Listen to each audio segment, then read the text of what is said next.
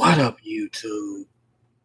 It's your boy, RDS, saying, I'm scared and let's go.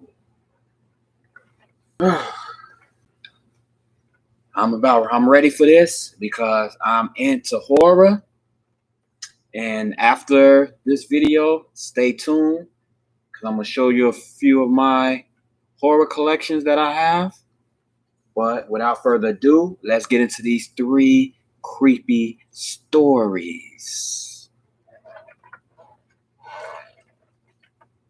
I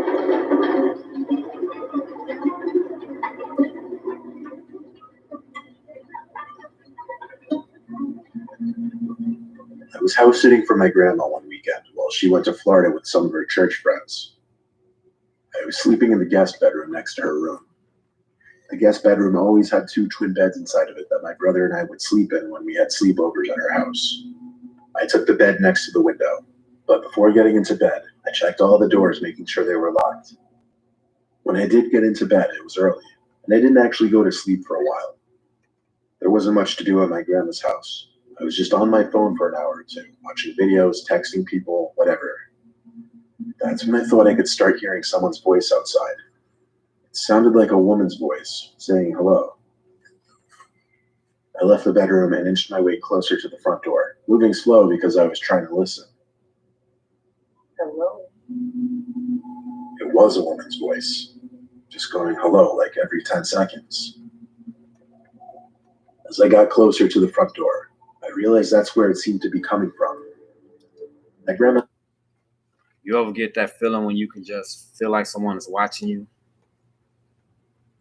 See, I'm in the basement right now. That's why I do my reactions. And it's kind of creepy when all the lights are out. The door doesn't have a peephole, but the windows in her dining room gave a clear view of the front porch. So I went over to that window to attempt to get a view of who was out there. I tried peeking my head in between plastic blinds without making it obvious. But I guess I didn't do a good job of that, because when I looked, I did see a woman on my grandma's stoop, and she was looking right at me, as if she knew I was going to be looking through those blinds. Once again, she said hello, with some freakish smile on her face. This woman was older, but don't picture her as some innocent-looking, small old lady. She looked like she was maybe late 50s, early 60s. And something about her face just skeeved me out. I moved away from the window and thought, maybe it was one of my grandma's friends. It was midnight, though. Why would anyone come to the door this late? Why wouldn't she knock or ring the bell? Why was she just standing out there going hello over and over? I was genuinely unsettled. I just went back to the guest bedroom and shut the door. Now with the door shut as opposed to before, I couldn't hear that woman anymore. Maybe it was that, or she just decided to leave. I started texting everyone about it, my sisters, my friends, telling them how bizarre it was. But a good amount of time passed in silence, and I was starting to calm down. My sisters were telling me to call Grandma, but there was a 0% chance she was awake, and she barely ever even checked her cell phone anyway. Just like that, something broke the silence. A banging at the window. Not a knocking or tapping, banging.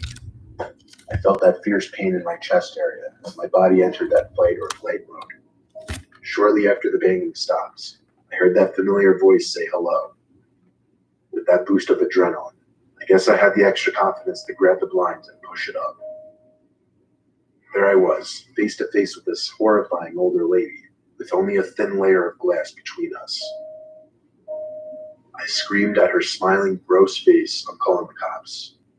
I pulled the blind back down and ran back outside to the living room. I looked around the house, then ran upstairs to box myself into the upstairs guest bedroom. I didn't want to actually call the cops. I don't know why. I wanted to just wait it out.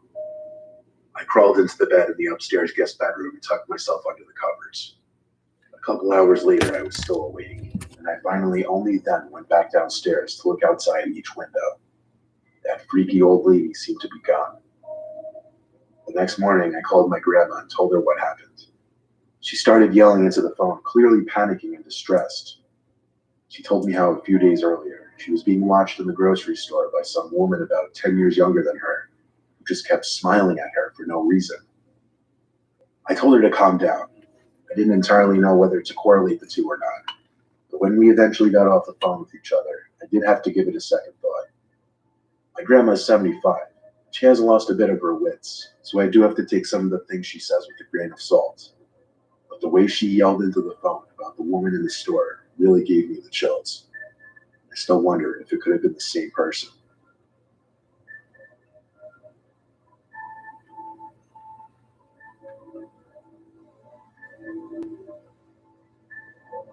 My name is Nicholas, currently a freshman at Syracuse University, which doesn't exactly sit in the safest area.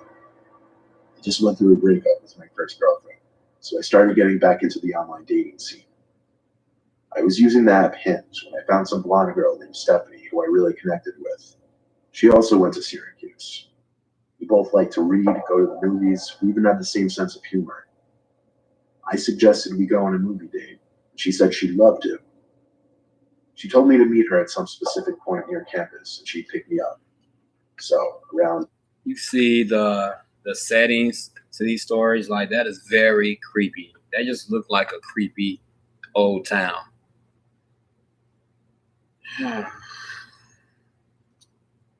9 o'clock, I waited on some corner of a normal neighborhood block, waiting for Stephanie.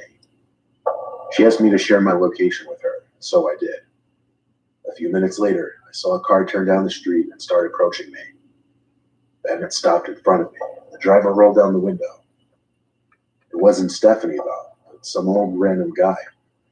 He asked what I was doing alone out here, which was insanely weird, first of all. Then I said I was waiting for someone. He asked if I was waiting for Stephanie. I said, yeah, how'd you know? He said he was Stephanie's father. He told me to hop in so he could give me a ride to her. I took a good look at him. He looked a little old to be her father, to be honest. I'm no idiot when it comes to sketchy situations. So I said in a firm voice, why didn't you tell me you'd be picking me up? He claimed he didn't trust a random guy meeting up with his daughter and wanted to meet me first.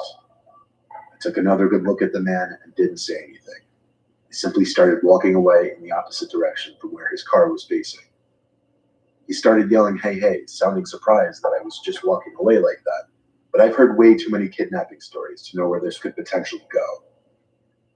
I heard the guy's car moving, and I turned to make sure he wasn't doing a U-turn to follow me. I breathed a sigh of relief when he drove straight and turned left out of sight. I continued walking down the block towards campus. I got to the corner of the block. I was just about to make a turn, and I noticed what I was pretty sure to be the same car the man was driving, just parked on the side of the road with the light shut off. I briefly tried looking into the window as I passed, but the glass was tinted. I tried not making it obvious that I was suspicious and continued walking. I got a text from this so-called Stephanie person saying, why didn't you get in the car with my dad? I ignored the text and continued walking. I kept looking back to see if the car would move. When I got to an intersection in the road, I turned right and then full-on booked it in the direction of campus. Surprisingly, I wasn't followed. I made it back to campus out of breath and started walking to my dorm building. I felt like I heard footsteps following me, though. I thought maybe I was being paranoid, but when I heard a piece of broken glass being kicked by someone's shoe, I knew I was being tailed. I made a point of ducking down behind a van and stopping to give me time to listen for where the footsteps were coming. They were a few cars away from me. Then I remembered. I never stopped sharing my location with Stephanie, or should I say that man. I saw him. It was that old man. He was approaching from between two cars across from me. He yelled something that I didn't fully understand, but it sounded like he said, come back and I'll take you to her. He had to be like 60-something. There's no way he would catch me if I sprinted. I lost him easily when I ran and made it back to my dorm room. My roommate wasn't there, so I had no one to talk to about it. But when I lay in my bed, I got another text from that man. It was shocking. It said, you're a little piece of fucking shit. You're lucky you got away. I would have strangled your ugly ass. I still have the screenshot. I replied saying thanks for the threat. It's going straight to the police, and I blocked his number. I still have the conversation saved as evidence. I plan on going to the police with it eventually. Hopefully they are able to do something about it.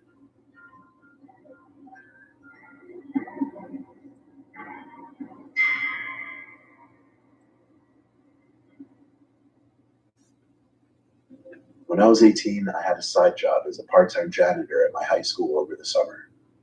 I would work sometimes days and sometimes nights, anywhere from 9 a.m. to 12 a.m., depending on how much money I needed.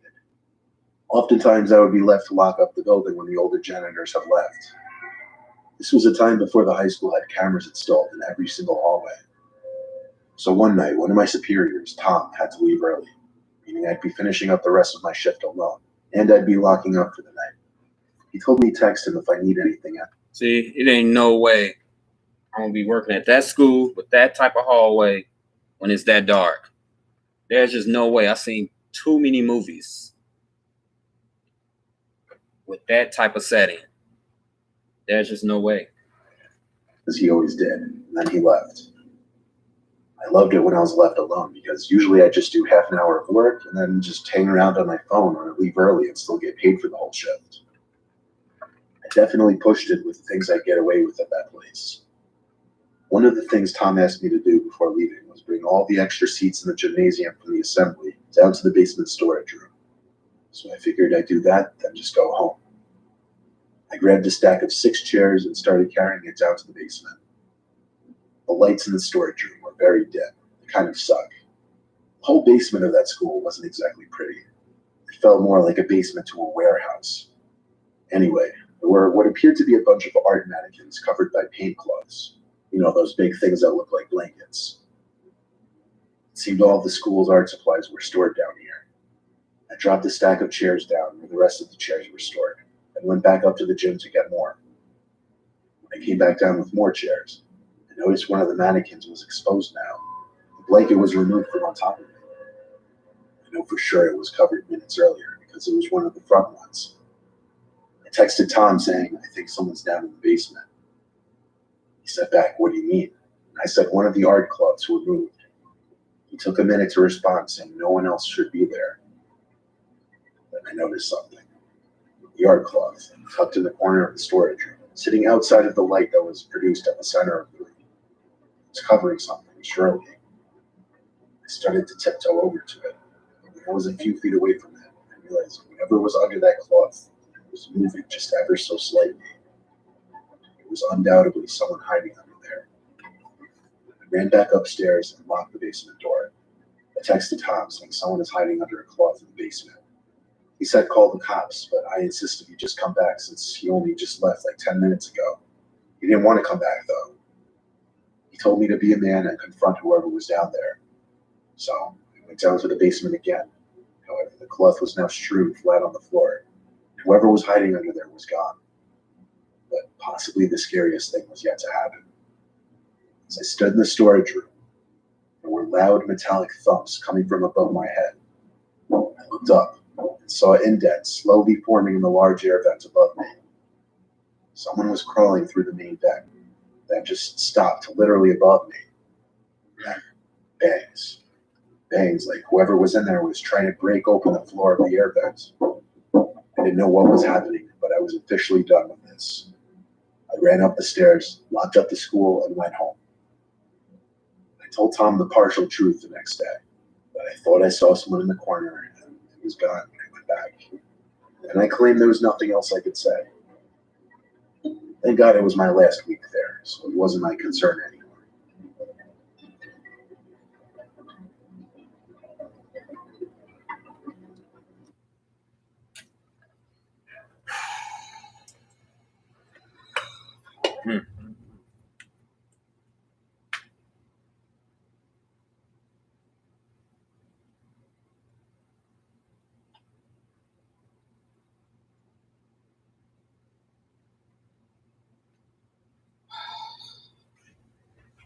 All right, first of all, I would not be standing under any type of air ducts, no anything you can crawl in, especially if I hear someone knocking or pounding right above me, especially when there's not supposed to be anyone there but me, and it's a school and I'm there alone and it's dark.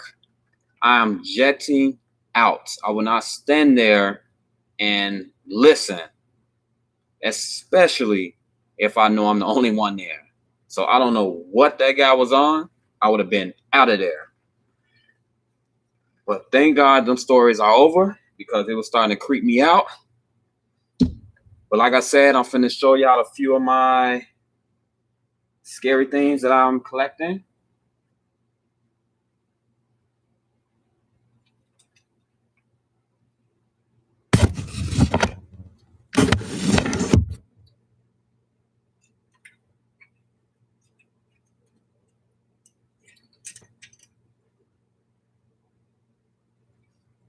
All right, if you into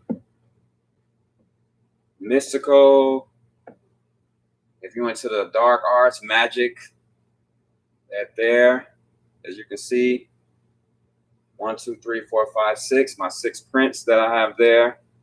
I just got those in today. It's pretty nice. Then over here on my wall, as you can see, I have a nice little wall collection going on there, from Hellraiser to Poltergeist. It's all like the top horror guys in the business. Then I got, of course, my Stranger Things shirt. And y'all probably seen my previous video. Got the Hellraiser box there. And of course, at the bottom here, Freddy, Michael Myers, Texas Chainsaw, Steve Ash. I got my little shot glasses, Chucky shot glass, Pennywise. In here, of course, you got Beetlejuice.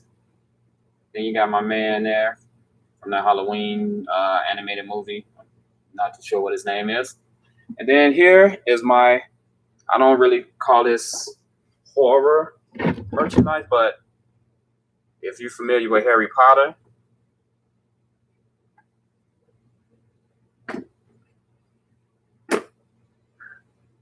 open it up.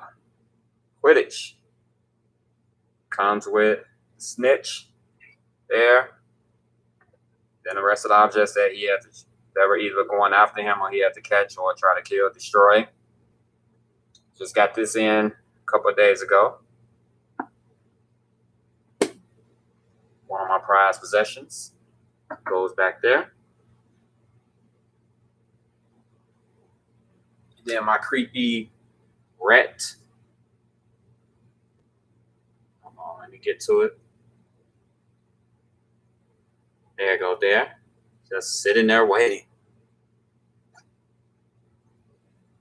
Yeah, and then up higher there, as you can see, Am Street, my Am Street sign. See the claws ripping through it. Of course, you know, that's the man, Freddy. But yeah, and I will be collecting more over time, and more horror videos will be coming, more horror reactions. So without further ado, it's time for me to get out of here. Thanks for watching that with me. It really got to me.